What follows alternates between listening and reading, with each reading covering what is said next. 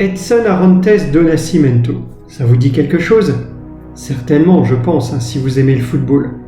En tous les cas, le petit Brésilien de 3 ans qui venait voir jouer son père au club de Vasco de Gama et qui assistait aussi à ses entraînements, avait coutume lors de ses entraînements, des entraînements de son père, d'appeler le gardien de but, un certain Bilé, Pile. Il l'appelait Pile.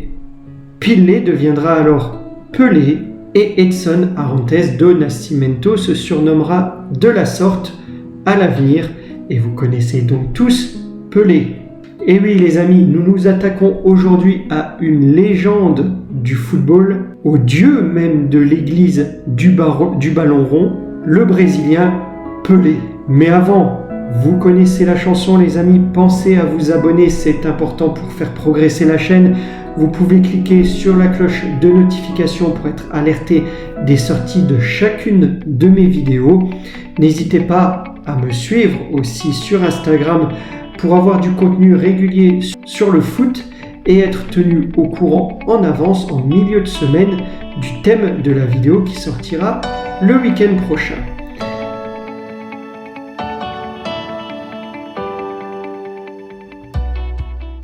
Bonjour les amis et bienvenue dans cette nouvelle vidéo. Nous allons effectivement parler de Pelé, de la légende du football. Je pense que tout le monde, pour peu qu'il s'intéresse un tout petit peu au foot, connaît cette personne.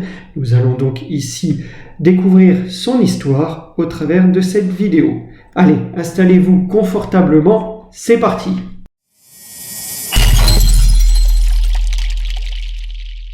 Pelé est né un 23 octobre 1940 au Brésil. Et avant d'être l'immense joueur, l'immense attaquant et meneur de jeu de Santos et de la sélection du Brésil, eh bien nous allons revenir sur sa jeune carrière, son enfance. Nous l'avons vu en introduction, Pelé assistait son père lors des entraînements, venait le voir jouer. En fait, suivait son père dans ses différents déplacements et appréciait déjà le foot, en tous les cas, en tant que spectateur. Mais il ne courait pas non plus derrière cette pratique. Très jeune, pour aider sa famille qui était assez pauvre, son activité principale était de lustrer des chaussures. En effet, il s'imaginait pas du tout devenir footballeur comme son père à l'époque. Pour autant, il faisait déjà preuve de certaines qualités quand on jouait un peu à la balle avec lui, et son père sentait déjà un certain potentiel chez lui. Pour confirmer ses impressions, son père l'emmena à Santos, le club de Santos au Brésil, où il a immédiatement impressionné tout le staff du club. Nous sommes en 1956 et Pelé a donc l'âge de 15 ans et devient professionnel, même s'il ne joue qu'avec l'équipe junior pour le moment. Il prend rapidement la place d'un titulaire en profitant d'une blessure de son coéquipier et enchaînant les bonnes prestations, il intègre déjà très tôt en 1957 l'équipe du Brésil, la sélection nationale. Là aussi, dès ses premières rencontres, il impressionne, marque plusieurs buts et reçoit donc son passeport pour faire partie de l'équipe qui va partir à la Coupe du Monde 1958. Alors il faut se remettre dans le contexte de l'époque, en 58 le Brésil n'est encore pas très connu aux yeux du monde. Je parle bien entendu du football, et ils ne font pas office du tout de favoris, on est plutôt curieux à leur sujet. Encore une fois, mettez-vous dans le contexte de l'époque, il n'y avait pas ou très peu de télévision et l'Uruguay à l'époque avait alors un plus beau palmarès que le Brésil et faisait office d'épouvantail en Amérique du Sud. Les Brésiliens avaient toujours en tête la défaite en finale de la Coupe du Monde 1950 contre ces mêmes Uruguay qui avaient gagné au Brésil, au stade Maracanã, et la Céleste avait alors inspiré au petit Pelé un sentiment de vengeance. En 1958, Pelé veut donner la coupe au Brésil. Et il éclabousse la compétition de tout son talent. Il se révèle aux yeux du monde entier. En tout cas de ceux qui pouvaient disposer d'une télévision ou d'un écran pour le voir. La naissance du plus grand joueur est en marche. Il réussit son pari et donne la coupe au Brésil. Il libère ces derniers de leur complexe d'infériorité et surtout vis-à-vis de l'Uruguay. Le Brésil gagne 5-2 contre la Suède. Il devient alors une star au pays. Un roi, un véritable symbole de l'émancipation de la jeunesse brésilienne. Les enfants se reconnaissent finalement en lui et lui leur donne de l'espoir en un jour meilleur. En club, pour revenir à Santos, il hisse ce club dans les hauteurs du classement. Santos qui était un petit club avant lui, il faut le savoir. Aujourd'hui, on entend parler de Santos comme étant un grand club brésilien, mais avant Pelé, c'était un petit club. Pelé a 19 ans et il est déjà reconnu comme étant le meilleur joueur du monde.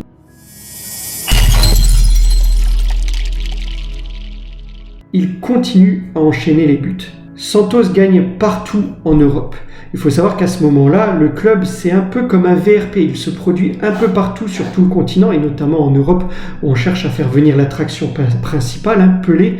Et même quand il est blessé et qu'il ne peut pas jouer, on essaye de mettre comme titulaire une personne qui lui ressemble à peu près physiquement. Avant que les spectateurs ne découvrent, et c'est une anecdote, que ce n'est pas vraiment lui et qu'on doit réellement le mettre sur le terrain.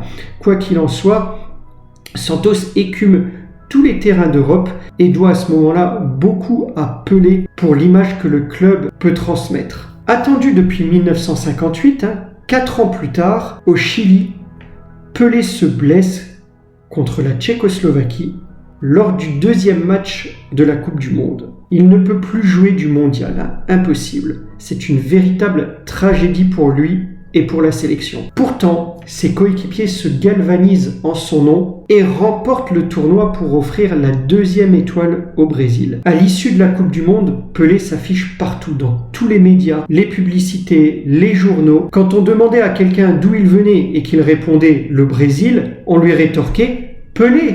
Ah, Brésil, merci. Vous voyez, cette période, ces années sont vraiment les années dorées de Pelé et du Brésil. Et malgré un changement profond de régime politique dans les années qui suivent au Brésil, je vous invite à regarder ça avec un peu plus d'attention, le régime politique des années 60 au Brésil qui n'était pas évident du tout. Pelé reste focus sur le football et continue de vivre normalement malgré les remous que subit son pays.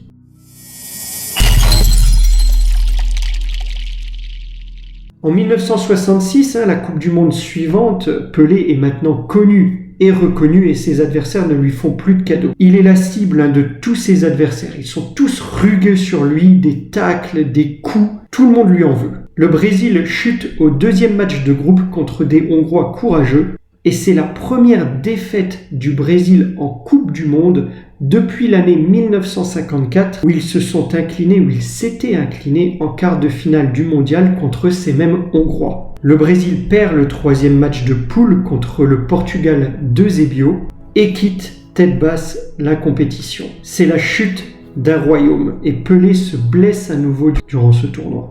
Il pense alors à ce moment-là arrêter sa carrière internationale, c'est une véritable désillusion pour lui. Et pourtant, il a encore l'âge de jouer, il n'a que 26 ans. Le Brésil a du mal à le croire et ne veut pas le croire. Retour en club en novembre 1969 avec Santos, il marque ce qu'on garde dans les statistiques comme étant son 1000e but. Un véritable exploit. Bon, encore aujourd'hui, on ne sait pas vraiment si c'est vrai, La comptabilité et les statistiques à l'époque n'étaient pas aussi exactes qu'aujourd'hui. En tous les cas, on peut lui reconnaître une chose, il véhicule l'image de ce sport, du Brésil et de Santos comme personne avant lui.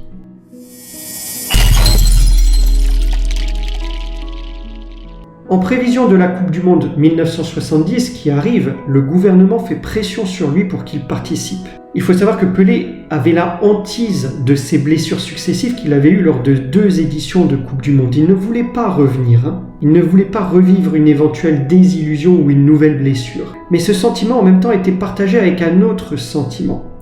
Il restait sur sa faim lors de la précédente Coupe du Monde. Il se fixe alors un nouveau défi et décide finalement d'y aller. La Seleção s'organise alors mieux, à l'instar du football européen qui commence à prendre l'avantage sur ce football d'Amérique latine. Intelligence de jeu, confiance, audace permettent à Pelé de retrouver son niveau. Jairzinho, Pelé is racing in his feet and he's going to get a fourth. Oh, what genius! And he's missed it. Oh, what a fabulous bit of dummy spinning.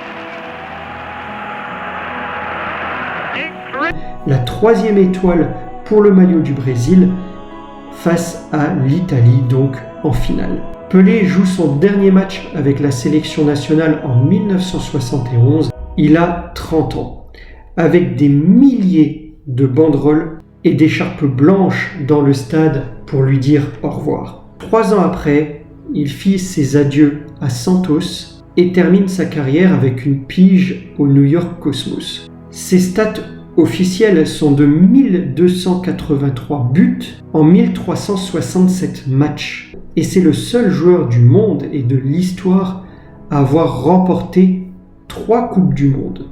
La porte est ouverte à d'autres, à Mbappé. Voilà les amis pour cette immense carrière et cet immense joueur. J'espère que la vidéo vous a plu. N'hésitez pas à me le faire savoir en laissant un pouce bleu. Je vous invite également à regarder, si ce n'est pas encore fait, le reportage de Pelé sur Netflix qui est très intéressant à ce sujet et revient sur un peu tous les points que je viens de citer. Quant à moi, ce sera tout pour cette vidéo. Likez, partagez, commentez, mais surtout appréciez. Et je vous dis à très vite pour une nouvelle vidéo. Portez-vous bien les amis. Au revoir.